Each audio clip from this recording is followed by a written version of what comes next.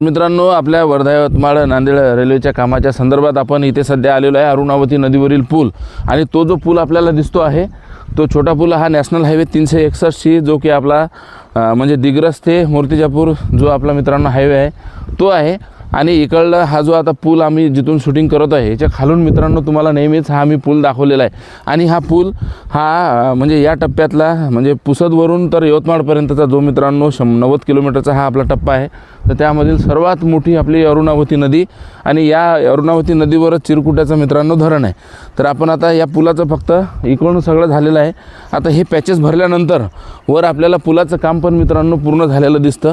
आता इथून एवढा हे पॅचेस भरल्यानंतर मग सरळ आपल्याला एका 15-20 दिवसातच मित्रांनो हे भरल्या जाईल. आणि हे सगळं झाल्यानंतर आम्ही इथं पुन्हा येईल आणि वरून मग तुम्हाला मित्रांनो ही शूटिंग आम्ही दाखवील. आता ही नदी आपल्या आहे आर्णी साईडला जाते आहे आणि इथून मोक तिवरी आरंभी या गावालाही मित्रांनो या नदीच्या म्हणजे आपल्या धरणाच्या बॅकवॉटरचा मित्रांनो फायदा होतो.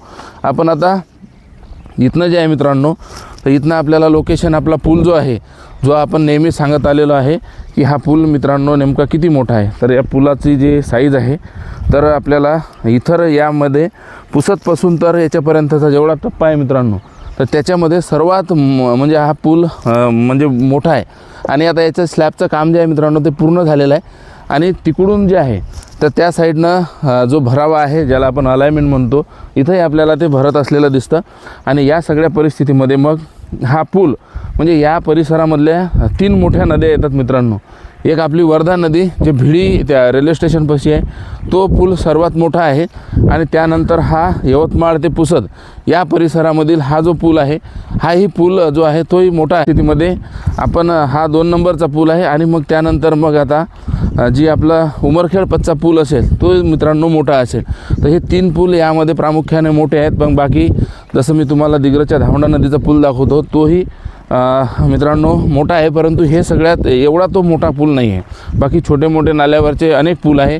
म्हणजे उमरखेडपासून तर दिग्रसपर्यंत म्हणजे पुसद आणि उमरखेड या परिसरामध्ये आपल्याला 40पेक्षा जास्त पुलं असलेले दिसतात. आणि मित्रांनो रेल्वेचं जे काम आहे हे काम कसं होतं तर याची नेहमीच आपल्याला मित्रांनो चेकिंग होताना दिसते. आता आपण बघू शकतो की यामध्ये हा गड्डा म्हणजे टेक्निकली हा काम मित्रांनो व्यवस्थित होते आहे की नाही तर हे सुरुवातीपासूनच म्हणजे 2021पासून ज्या वेळेला काम सुरू झालं त्यावेळेसपासूनच ते तपासणीचं काम हे रेल्वे विभाग करते. आणि हा सगळा परिसर मित्रांनो आपण आता बघू शकतो की या सगळ्या परिसरामध्ये इथून ट्रक वगैरे यायला आणि सगळे लेबर वगैरे यायला मित्रांनो ती जागा असते. आणि या साईडनं मित्रांनो जे नेहमी तुम्हाला आम्ही शूटिंग दाखवली तिथे जे JCP आहे तर त्या JCPपासूनच मित्रांनो तुम्हाला आम्ही नेहमी शूटिंग दाखवलेली आहे. तर आपल्याला जर आपले व्हिडिओ आवडत असेल आणि आपलं वॉकिंग आणि सोबतच तुम्हाला रेल्वेची इन्फॉर्मेशन जी मित्रांनो देतो तर निश्चितपणे आपण कमेंट करा आणि आपल्या मित्रांना आपला व्हिडिओ मित्रांनो शेअर करायला विसरू नका. आज आमचे कॅमेरामन त्यांची मेहनत आणि हे सतत संघर्ष रेल्वे मित्रांनो रेल्वेचं काम दाखवणे हे आमचं कर्तव्य आहे. आता साईडला आपण खाली बघू शकता की यामध्ये लागणारं जे काही मटेरियल असेल आणि वॉचमॅन असेल त्या कंपनीला लागणारं तर सर्व मित्रांनो या ठिकाणी तिथं हजर असलेलं आपल्याला दिसतं. आता काम इथं फायनल स्टेजला आहे आणि इथनंच जे स्टेशन आहे ते स्टेशन जास्त 1-1.5 किलोमीटर अंतरावरती आहे. मागे तुम्हाला तिथली मित्रांनो मी शूटिंग दाखवली होती.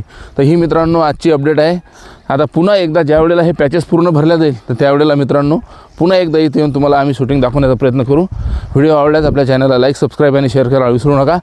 बाय बाय, भेटूया पुढील व्हिडिओ.